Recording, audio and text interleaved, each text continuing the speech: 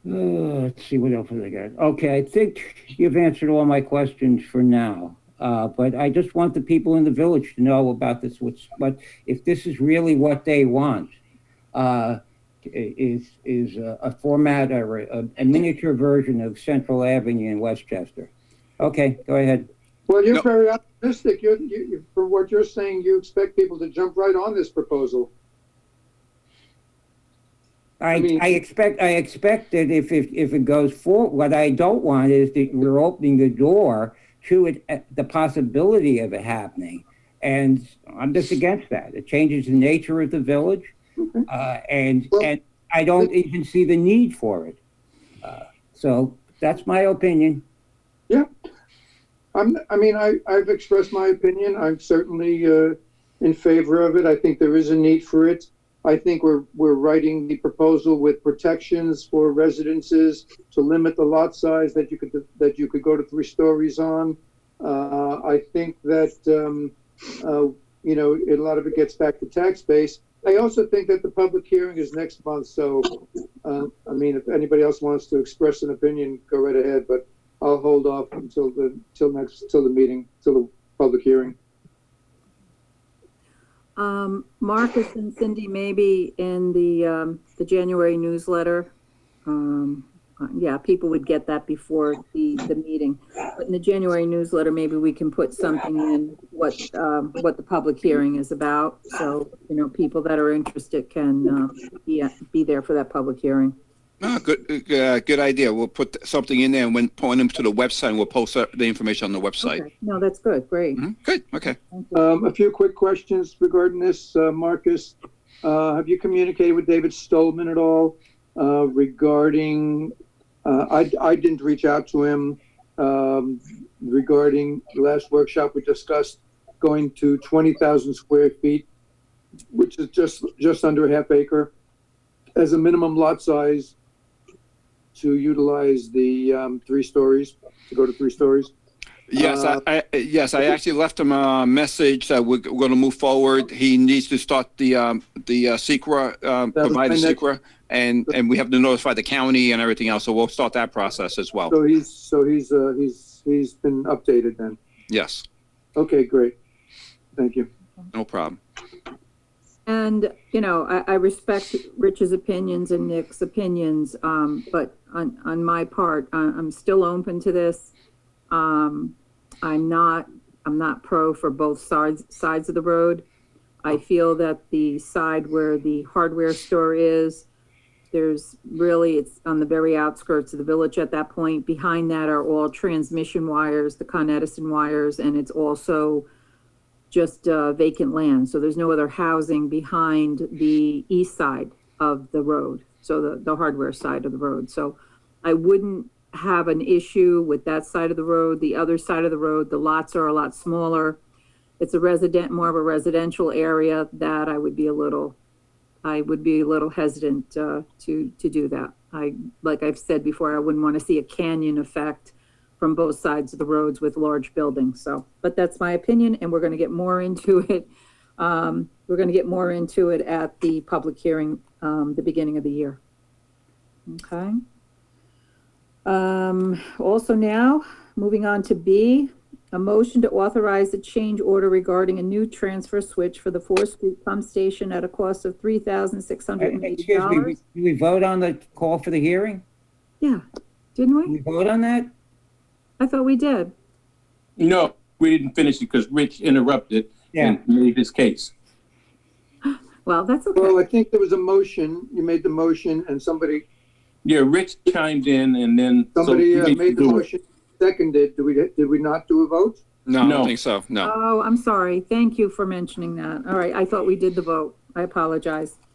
Okay, on a motion to set So the public moved. hearing for January 5th? So Second? moved. All in favor? Second. Second. Aye. Aye. Aye. Opposed? Okay, Opposed to having the public hearing? Yep. all right.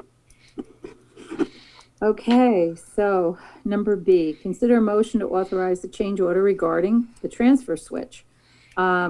We did a major renovation on the bottom of 4th Street. We had a, gosh, it's been there since probably the mid-60s, the wastewater transfer plant that's on the bottom of 4th Street. And now we have to add on a new transfer switch. So that's what we need approval from the board to spend this money. Yeah, discuss, On a motion? So moved. Second? second. All in favor? Aye. Aye. Okay. The next is, we're going to be making a motion to accept the resignation of Police Chief Eric Johansson as of November 19th, 2020.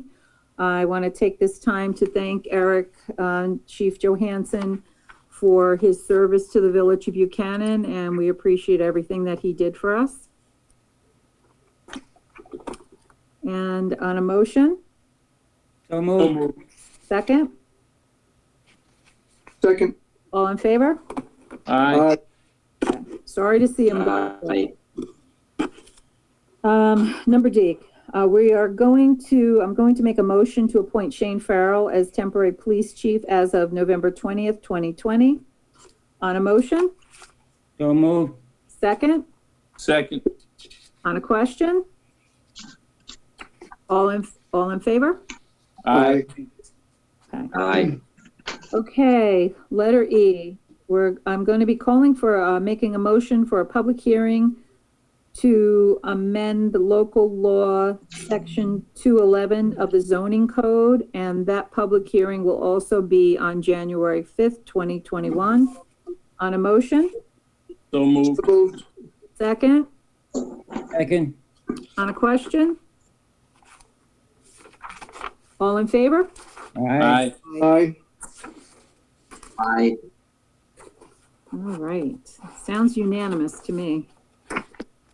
Okay, information from officers and departments, Justice Court reports for October 2020. The first, one of the amounts was $829. And the other was, hold on a second. The other was $575. And Marcus, have you gotten any information if they will continue to leave the courts open? At this point, I've heard no changes at this point. If there is, I'll let you know. I think they're going to continue. They actually do by appointment only, and they only allow a certain number of people in there. So I think they're going to continue that way. Okay, all right. Okay, so the next is the police report for October 2020. I usually just pick a few things out here. 17 calls for service, 13 medical aided, and 2 mental health. And altogether total calls were 170. Moving summonses 62, parking summonses 24. So that report received and filed. I have a question, Sure. Teresa. Yeah, and I'll bring this up with our to-be interim chief, that maybe we might want to break down the types of calls or the types of stops into subcategories. Just Okay, a so thought. that I'd like to have the bottom row? discussion with him. Yeah. Okay, all right, so that bottom row, you'd like to see that broken down more. No, not so much. I mean, the moving summonses. How are they divided up as to what type of summons? Yeah, are they speeding, are they Yeah, exactly. stop sign, or, okay. Yeah. All right, that specific one, Yes. all right. Highway report, October 2020, is received and filed. Okay, wastewater plant, October 2020. Oh, okay. That one is also received and filed. Building department, July, August, September, October 20th, 2020. Okay, good. No, I'm glad to see this report. Thank you. We currently have 2 part-time building inspectors, and they have really been out there doing a lot of work. So I'm glad to see that. We're seeing all the different things that they're doing here for permits and yeah. Okay, good. No, thank you. Mm-hmm. Perfect. Thank you. We like seeing these reports because this way the village is aware, the village board is aware of, everything that's going on. So thank Absolutely. you. Received and filed. Attorney's report, Stephanie, what do you have for us this evening? A couple of quick things. We've got public hearings going on the planning board. We've got public hearings in the zoning board. So people are busy making applications. And I also would like to say, as far as the part-time building inspectors, I've had several conversations with Brian, and I just find it really, really helpful. He gets involved. If I write, like Nick and I were working on section 211 and an amendment, and he'll call, he'll add his thoughts, he'll ask how we see that working. It's just been a pleasure because they've dived right into the code. They take it seriously. They call when they need to, so it's not like a knee-jerk reaction. And it's just a pleasure, and I, just like the board to say, if you can keep them, please do. And other than that, I mean, it's been busy. Go ahead, what? It's refreshing. It is very refreshing, yes. I enjoy his phone calls because he's on it. And anyway, and he's got some good ideas. He's got a lot of experience. And I don't have anything else for public session. Okay. Marcus, administrator report, what do you have for us this evening? Good. A couple quick things. Route 9 sidewalks that we talked about the last workshop. We're still working on that. Okay. In fact, I had to sign some paperwork for the DOT today, so that's still in progress, still working. Hopefully that gets done soon. Been saying that for months. And hopefully they still have the money that's available for us to put the sidewalk in, because that was with the grant. So Correct. thank you for following through on that. No, it's been a nightmare trying to work with that. And same thing with the pavilion. Everything's been submitted to DASNY. I keep asking with them, do they need anything else? Follow up every week with them. And so we have everything is in committee to review. So that's still pending the way, and I don't know when I'm going to hear back from them. The contractor, thank God, is still saying he'll hold the price. Good. So that's good news. A couple of things on Blakely Avenue, the issue we had with the property owner that was shooting water into the street. Quick update that he put a dry well in. I actually went by after the storm that we just had, and the street was wet from the storm, but no water coming out of that pipe. So good news is maybe that dry well is doing what it's supposed to be doing. So hopefully that water will not be an icing issue in the winter. I gave the village board a report based on the change of the signage coming off Greentown Road. The police department has issued a number of summonses and has pulled people over on there. So we'll continue enforcing that regulation on Blakely Avenue. So that's going well as we expected. We had a surprise visit from the county at the sewage treatment plant. It was a surprise to all of us, but we passed with flying colors again. So it's good news on that. I just want to let you know about that. Todd's doing a great job over there. Yeah, Todd is on top of everything. So no issue with Todd at all. He's been doing a fantastic job over there. As we discussed, we're going to have the auditors come and present to the village board at a workshop when they finish their audit. We completed the audit with the auditors. They're finalizing the final reports.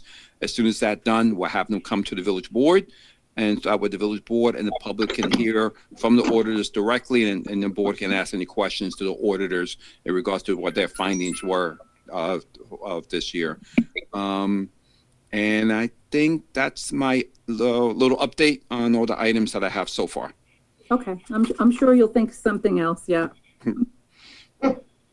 Right, Marcus? I try. You're not done yet. So, just a few things.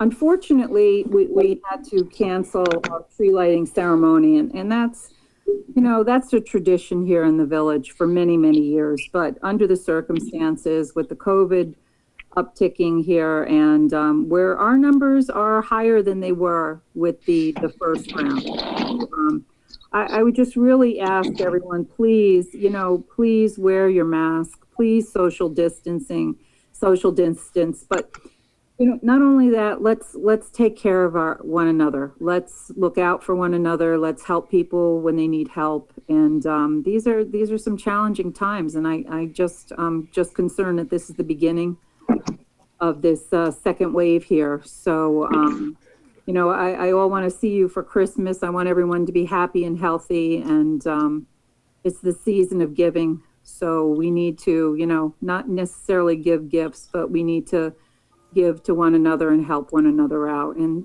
this is a great community. Everybody really works together.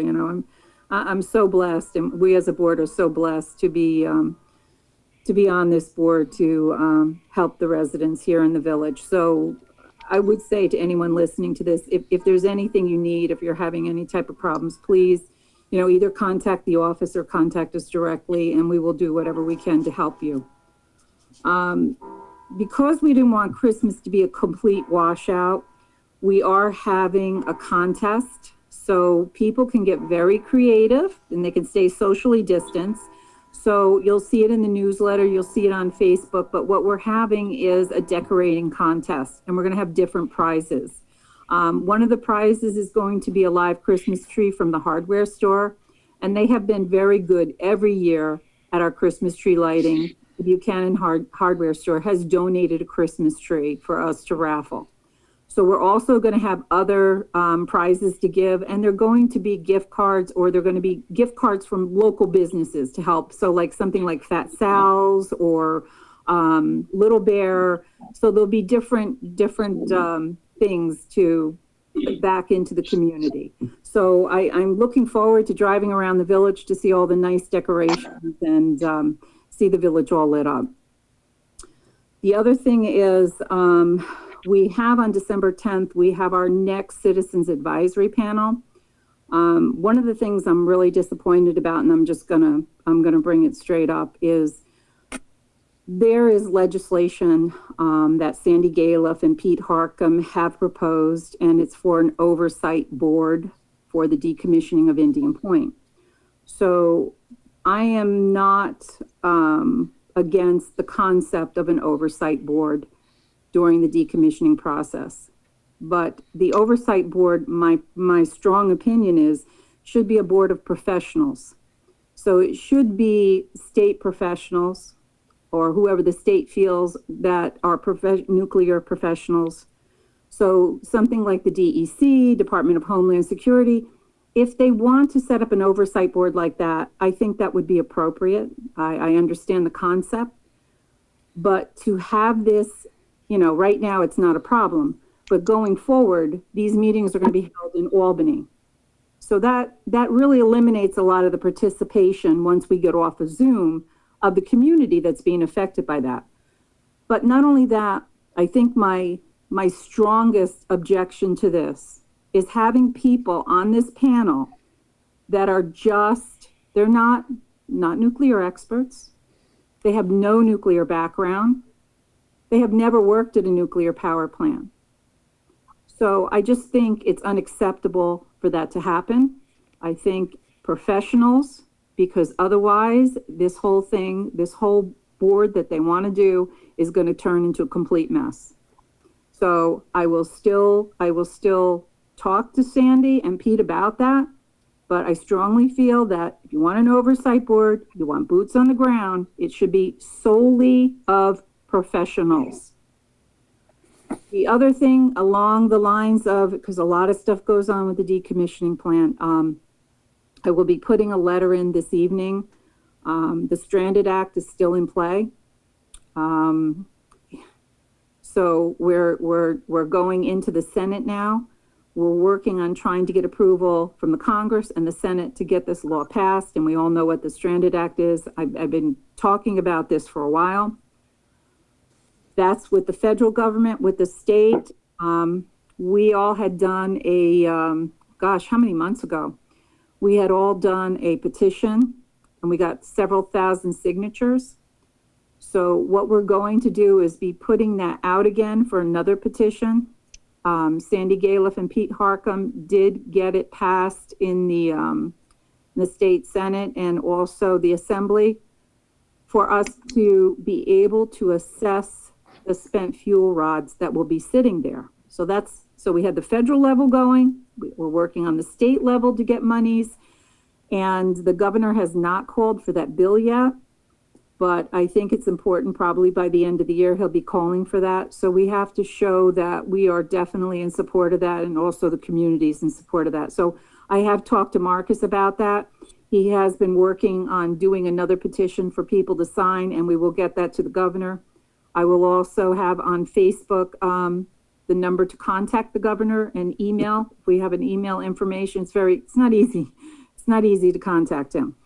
So that's what we're going to be working on this month. And hopefully he does sign that, and that does pass, and that will allow us, once the plant is shut down, for us to be able to assess the spent fuel as real property and get some monies from that. So that's about all I have right now. So Question, Teresa? yes, sure. Citizen Advisory Panel meeting, is that the daytime or what's? No, it's from 6 to 8. It's going to be on December 10th. It's going to be, of course, Zoom. And the topic is going to be the spent fuel cask. So it should be a pretty hot topic, because there's a lot of different comments and things that have been said about the spent fuel cask. So there'll be experts who will be discussing that and answering questions. Thank you. All right, thank you. So who do we have first? Deputy Mayor Richard Funchen. What do you have for us this evening? Thank you. I'm glad you put me first, because I want to speak about the nuclear thing too. Okay. I went to one of their first, I forget what the name of their committee is, involves different people around the country who's had the nuclear sites shut down. And I think one of the issues that they brought up on there was about the safety of these casks. And then they talked about moving, and this, I'm jumping off of what the mayor has said here about this committee that they want to form here in New York. I strongly support what Teresa's saying, is that it should be professional people. And the bottom line here is that we want to get rid of this waste as fast as possible, and have that property returned to the people of the village of Buchanan, whether it be through taxes in development, or whether it be also be some more open land for parks. The main opponent to this is basically Riverkeeper. They're adamant about that they want us to suffer with this stuff for 60 years at least. And they've even toyed with the idea of digging holes in the ground and putting them in the ground. Now, one of their biggest comments about moving it is about the safety of the thing, and they have a guy who was out in the Los Angeles area where there's a nuclear plant. He's a retired admiral, and he talked about how when they were moving one of these caskets, that I'm not an engineer, so I don't know whether they were using ropes or chains or something, that it almost fell out of the thing. And it goes back onto what the mayor has said. If they're going to be a committee, it should be a committee that includes engineers, nuclear engineers, logistics engineers, people who know how to move things. And but the plain thing here is Riverkeeper is against moving this, and they want us to keep this stuff here. That's their opinion as that being the safest, because they think moving it is not safe. But what they don't see is that the military already moves nuclear waste all around the country. But if we had a committee that was dedicated there all the time, state people and professional people who know the nuclear industry, not people who are more interested in the fish than the people. And as Nick said one time, also, we're all for the environment. All of us everybody's for a good environment, and we want to look out for it. But we have to deal with the reality that we can't afford to live with this waste there for the rest of our lives, and especially for young people. So I would hope, and to yesterday's Daily News, I don't know if anybody gets the Daily News or not. I do get the Daily News. The Daily News, their guest editorial by two people, Teresa, I was wrong, it wasn't two women, it was one man and one woman, when I spoke to you about it. For the environment, keep Indian Point open. They are Miss Kruger and Piercy, I'll probably mispronouncing their names. They're CEOs of the American Nuclear Society. And they spoke that when this deal that was struck, and was struck, and I emphasize, without us, without any from the local community, which angers all of us. And quite frankly, it angers me very much about Riverkeeper as to who they thought they were making deals that did not include the local people. But anyway, what they were saying at that particular time, that the governor was going to replace the necessary energy. One of his big plans was to bring it down from Canada under the Hudson River and down through to New York City. Well, Riverkeeper is against that also. So these two people are conjecturing, and I'm not saying they're right or wrong. I'm just saying they should be people if you get a chance. I have the article, and I'll be happy to bring it to the village. Yeah, I'd like to get a copy of that. Thank you. And I'll go down there tomorrow. So they're saying this hasn't come from the past, so the energy has to come from somewhere, and it's going to come from and fuel and carbon fuels, so actually there's going to be more pollution. Now, the big thing that they said here is what they're proposing is that the remaining nuclear plants remain in operation, as the so-called the agreement said that if there was an emergency, and it does seem to be that we're not getting this Canadian energy, that would remain there until 2025.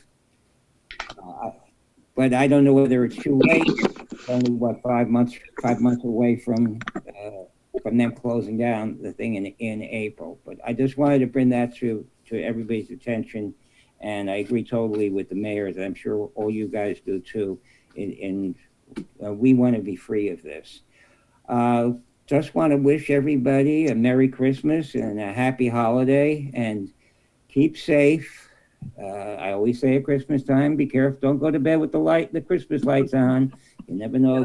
That's your public service announcement, Rich. Yeah, I always do that every year. So I think I may end it because with the LED lights, they don't get as hot as the old ones. I'm sure there's one or two people around here old enough to remember they used to have lights with little glass thing, looked like a candle, and the heat of the light would boil up the water in it.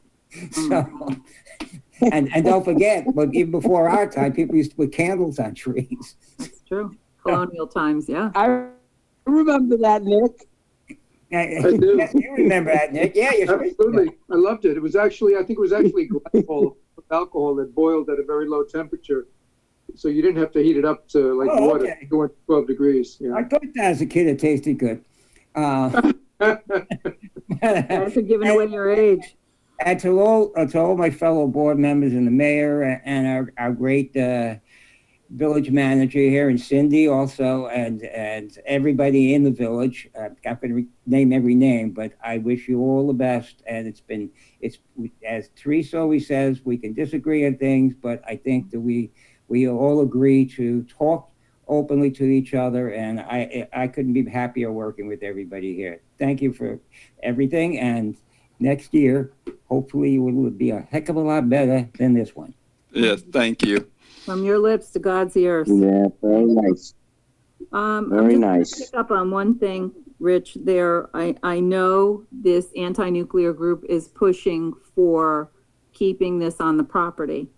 There's different forms. There's decommissioning. There's where you can leave it for up to 60 years, where the NRC allows for 60 years before the decommissioning, or the decommissioning's got to be done within 60 years. But what they're speaking about is entombment. So, no. because what would happen, the spent fuel cask and whatever would be entombed into cement, and it would be there permanently. So the Department of Energy has made an agreement many, many years ago that they're responsible for the spent fuel. So they have to find a final repository. So that's not our problem. And that's where this comes in with the Stranded Act and also with taxing, assessing those spent fuel, because we should not become a de facto storage facility. Not only our community, but think about all the other communities throughout the country that are in a similar position like us. Why should we store this for the Department of Energy and not receive anything for it? We're not a storage facility. We're not in, no. So we are totally against the entombment of it. That's ridiculous. That's not even an option. So yes, what about the board? Would the board, I think it would be good for us to write a letter to Sandy and Pete from all of us stating our opinion that the oversight board should be solely made up of professionals. Yeah. Right. Everybody agreed to that? Okay. All right. We'll get that out because once they go back into session in January, maybe we'll put that out to the village residents too, if they could send emails or call the governor's office, or call Sandy and Pete's office and tell them what our thoughts are. Because Linda, Supervisor Puglisi, and myself have already discussed it with them, but they're not listening. That's a nice way to say it. Yes. So, Trustee Zachary, what do you have for us this evening? Thank you. Well, I'll start by wishing everybody a happy holiday season. I trust, like Thanksgiving, there'll be some changes in how we celebrate because of the COVID pandemic. If it's just in your immediate household, whatever it is, just to keep try to keep a positive spirit, and Merry Christmas, Happy Hanukkah, and any other holiday that I'm not as familiar with if you celebrate something else. But a happy holiday season to everybody. I just want to briefly run through our next workshop, which is December 22nd. Mm-hmm.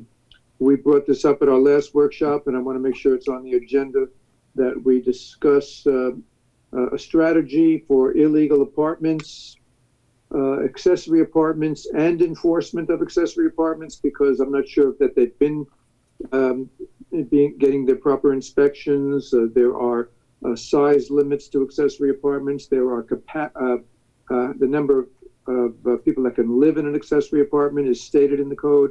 And so a strategy for illegal apartments and for enforcing the rules for accessory apartments. I'd like that to be on the agenda at the next workshop.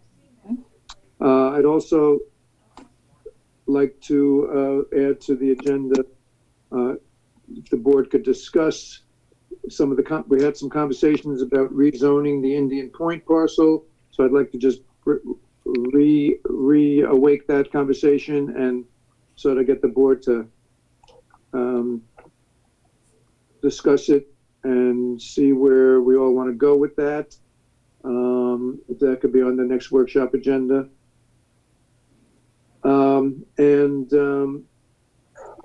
Finally, I just want to say regarding staying healthy at this time, I've been going to the city a couple of times a week. People on Metro North, by and large, are very good, but every once in a while, there's just, somebody has to be reminded. Generally, people are pretty good, but I just want to say that, you got to sort of swallow a little bit of your individualism here and wear a mask. If you don't care about taking care of your own health, you have to wear a mask to protect yourself as well as other people. There's really I mean, right now, New York is doing better than a majority of the states. And I kind of feel like the people that refuse to wear masks because you can't tell me what to do are just being adolescents at the expense of the public welfare. Everybody has rights, but there are limits to rights. There are a lot of ways that our rights are limited because something is better for the public welfare. You can't just buy a car, get behind a wheel and drive it. You have to have a license. You have to have insurance. There are regulations. It's, you know, you're not 100% free in every way. You have freedom of speech, but you can't yell fire in a crowded movie theater.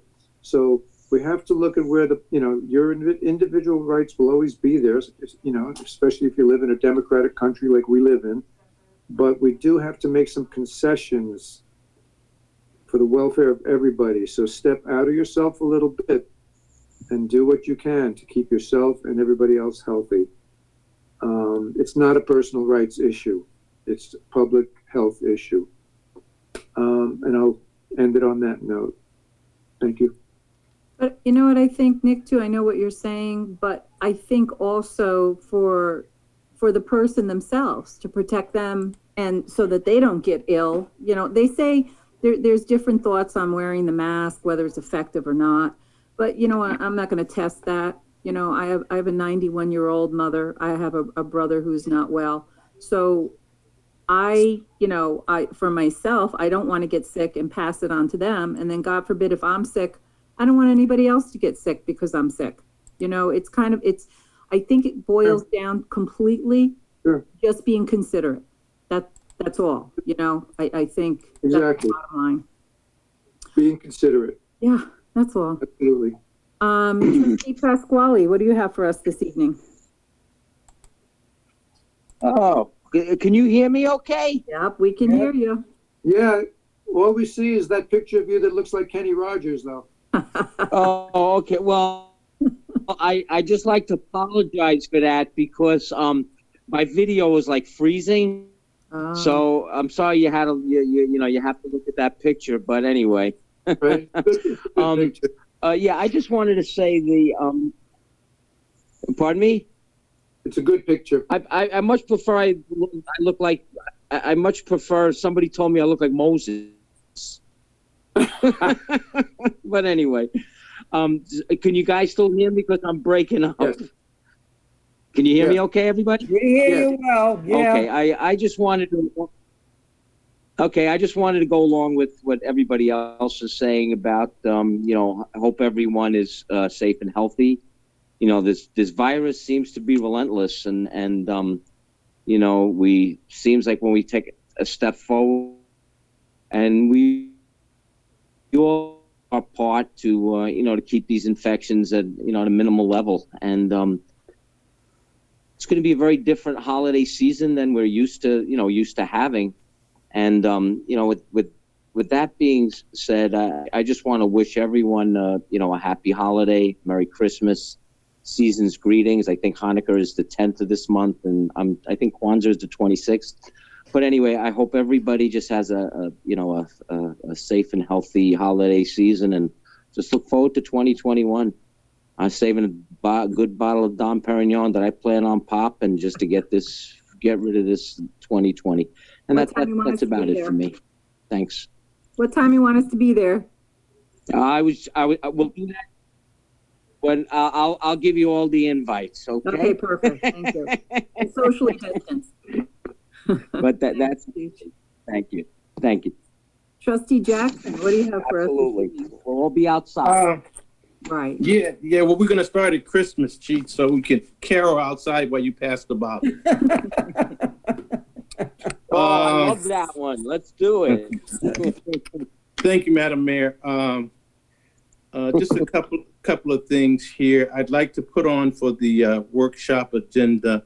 I think we need to drill down a little bit more on one of the discussions we had the other day about the signage off of 9 to the Indian Point plant, where that site is, how we can approach the state to maybe do a little redirection of that and what our options might be, or at least to make them aware of our concerns as it relates to that truck traffic coming through some of our local streets. And just want to make sure that we talk about that a little bit more in the workshop, and look at some alternatives or some suggestions that we can make to the state on that. Also, when we look at that signage going forward, I mean, May's going to be here in a minute, and with the closure or the possible closure of the last plant, and when the decommissioning may start, and how that's going to play into the traffic in terms of what's going to be coming in, going to be going out, how many hours a day or night they're going to be doing it. So I think that's something that we, as we get with HOTEC, once the sale is completed, and examine what their plans are for how they're going to approach the demolition of the plant. The other thing, basically, is like everyone else. Certainly want to wish everyone a Merry Christmas and a Happy New Year, especially to our employees in all our departments, the fire department, the police department. The guys and girls do a great job of making sure that they respond, and having our own police department is very, very important, not only to me, but to a lot of the residents here. And that comfort comes from the fact that we know they are out there. Our response time is probably one of the best in the county in terms of our local officers being able to respond. And also for the fire department. I was actually out on a call today around the circle where we had a call in about a gas leak. And, the police was there, the fire department was there, and, fortunately, it was resolved. But again, you can't second guess the idea of having your own municipal police and fire department in place to go to those type of things. So to all of the employees from all of the departments, and to all of you on the board, definitely happy holidays as we continue to fight this virus and keep people safe, because, as my dad used to say, a hard head makes a soft panty, or a hard head can put you in the hospital under a respirator. So be smart about that. Thank you. All right, thank you. And Dwayne, was it a gas leak after all? No, it was a false alarm, but we were okay. there, and it was actually in the restaurant there. Oh, okay. All right. Yeah. Thank you. Mm-hmm. Okay, so we're going to go to comments from the floor, but really not the floor, but comments. I did get something in the chat box. Let's see. It's from Jeremy Basso. For the letter to the politicians regarding professionals on the oversight committee, can we make a form letter? We could do a petition too. Whatever, and we need to get this circulated, because believe me when I tell you, it will not be a good thing if we have others than professionals on there. Residents can input their name and address, and then I'll auto submit with the preferred language in support of professional oversight. It can be in the website, hit submit, and the email auto generates after entering our name and address. Okay, and then let's see. I don't know what this, okay, yes, this is Jeremy still. Yes, Dwayne, our own police, and I think fire is crucial. Yes. And best in the state and country. Okay, all right, good. Thank you, Jeremy. Okay, anyone else? Cindy, is there anyone on the line? Mayor, you have a hand raised. I don't know if Oh, I'm sorry. you want to call on that. I can unmute them if you want, if you wish. Yes, please. I'm not on that part where I can see the hand raised, but sure, go, please. Thank you. Okay, Mr. Carlemi, you're unmuted if you want to make a statement. Hi, how are you tonight? Good. Thank you Good. for being on our meeting. No problem. I'm just here to talk about the no left turn sign that was changed out in front of Greentown Road.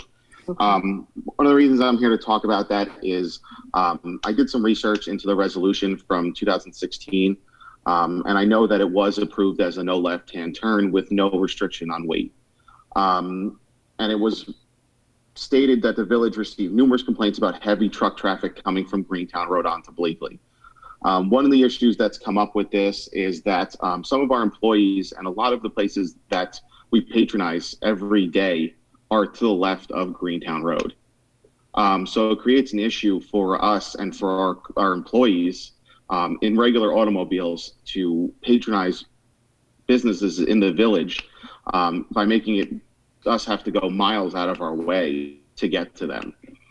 So basically, I'm here tonight to hopefully maybe start a discussion in regards to amending that resolution from 2016 to even to go back to the weight restrictions to involve heavy truck traffic. Because going left out of Greentown Road, there are 11 houses. Going right, there are 9. So it's not a huge difference in houses and house count and what is disturbed. And actually going right, all headlights shine directly into 2 houses through windows, while going left doesn't disturb any houses with lights into windows. What's even more interesting about it is that coming out of JP McHale's property, you're allowed to make left-hand turns, and people do all day long, and they pass the same 9 houses that any trucks coming out of Greentown Road would going right. So that just was interesting for me when I found out and did the house count on there. One of the other things when I dove into this was the more technical design of the intersection. Making a left is actually the safer turn than making a right. The sight distance making the left is over 500 feet, while the sight distance making a right is roughly 300 feet. While it is crossing a double yellow, not a double yellow, there's a gap in there. To go left, you have to cross the traffic lane. Going right, trucks have to cross into oncoming traffic to make the turn on the design. So based on the design of intersections, anybody going over the speed limit of 30 miles an hour would not be able to have enough stopping distance to stop with a truck turning right out of Greentown Road if it was across the traffic lanes. Going left, you'd have more than enough time. You could even be up to 45 and 50 miles an hour and have more than enough time to stop if a vehicle pulled out in front of you. So I think that's something that needs to be looked into and considered with looking at this. Also, there is no stop sign at the end of Greentown Road. So one of the other issues is that is a huge problem for the fact of if somebody pulls out making a right or a left, that could cause a huge issue as well. So that was one of the things I wanted to bring to your attention tonight as well. There's no line, there's no stop sign, there's nothing at the end of Greentown Road. So basically, I think that I would ask the village to please look into amending the resolution that was made for no left-hand turns, and even putting it back to the weight restriction. Obviously, we have a lot of trucks that do go out onto Bleakley Avenue. We have no issue with not going left. It is part of our site plan. So we do tell our guys not to go left. We do have it in our manual for all our guys when they're hired.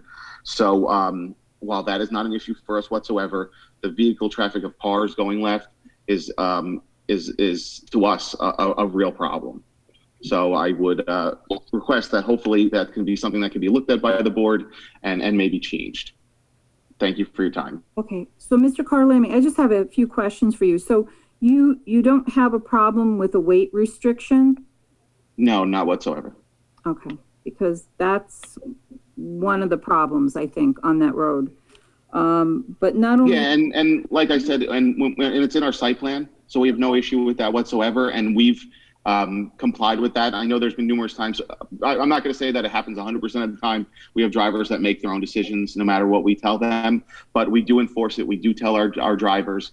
And, you know, I've told the police 100 times, if you see a truck make a left-hand turn, pull him over. Give him a ticket. It is what you're supposed to do. They are not supposed to do it. Please do it. So, you know, yeah, this law was passed in 2016, and the village does regulate traffic throughout the village roads, and this happens to be one of the more heavily traveled roads other than Broadway, of course. We did, going back years ago, when you get by Johnny Ritz and you're coming Broadway north, we did put a no right-hand turn there for safety reasons. But Yes. what I want to say to you also is when you're saying there's no stop sign at the end of Greentown Road, and I'm going to look this up under New York State traffic law. I think when you come to an intersection, like a T intersection like that, you're supposed to stop because you're yielding going into a main flow of traffic. So even though there's no stop, we could put a stop sign there. That's not a problem, and a stop bar, that could be done. But that's just regular driving. You know, you just don't flow into a main flow of road coming off of a side road. Our only problem, to be honest with you, I'll be really honest with you, is we've put signs up there before, and mysteriously, I don't know how it happens, but the signs disappear. Like they have been knocked down, taken away, and knocked down again. So not sure how that's happening. I'm just kind of curious how they. So the last no left-hand turn.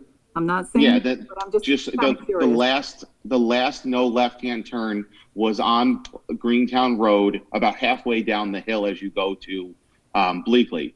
A car veered off the road because a deer ran across the road. Don't ask me why he had to veer off the road onto the grass, and took down the last no left-hand turn sign probably about 3 years ago. And it wasn't until it was reinstalled across the street that a new no left-hand turn sign was put up. Okay. All right. But I think we had several of them there, and they just occasionally would get dented or knocked down. I just didn't know. So I just. And the only reason why I'm worried about the stop sign is that it's there's also out of towners that come, and while it is you know, obviously you stop before you go to an intersection. You think anybody would know that. You just don't know, and I'm worried about people coming out of there and getting hit because there is no stop sign. So that's just why I wanted to bring that to your attention as well tonight. Thank you. You know, that's we'll speak to our Bob Wheeler from our highway department and to the police department, and if the board would so like, they could put a stop sign there. And but we can relook at this if there's not a problem, an issue with the weight limit, because, you know, it's not like we're picking on you because there are other businesses in there. So there's Save a Tree is in there, and now there's a storage facility over there too. The art gallery, yes. Access to that too. All right. I think it would be appropriate for the board to relook at this. And then May I ask a question? Sure, absolutely. Yeah, Mr. Cardellemi, Nick, Trustee Zachary here. Just to clarify, you're saying when your vehicles make a right turn out of Greentown, they by necessity, they swing it out into the oncoming traffic because of the turning radius of the vehicles? That is correct. Okay. All right. Just Either that, so they could almost avoid it, but they would have to then go into the oncoming lane on Greentown Road. So one way or another, they have to go into oncoming traffic either on Greentown Road to make the big swing or on Bleakley. Yeah, short of widening a road, I don't see any way that we can get around that, but let's look at the whole picture then. Mm-hmm. Okay, thanks. You're welcome. All right. Thank you. Is there anybody else that has any questions? Cindy, did anyone call in? Any comments or questions? I don't think so. I'm waiting for Cindy to unmute. Oh, yes, no? She unmuted for a second, then I muted know. again. Yeah, I don't want to leave anybody out if they wanted to make a comment, because we're going to be going into executive session in a minute. As soon as I hear from Cindy. Okay.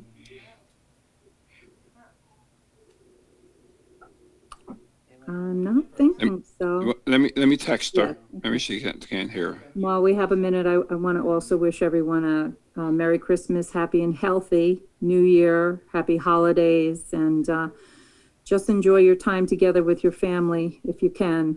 You know, that's what this is all about. It's about family.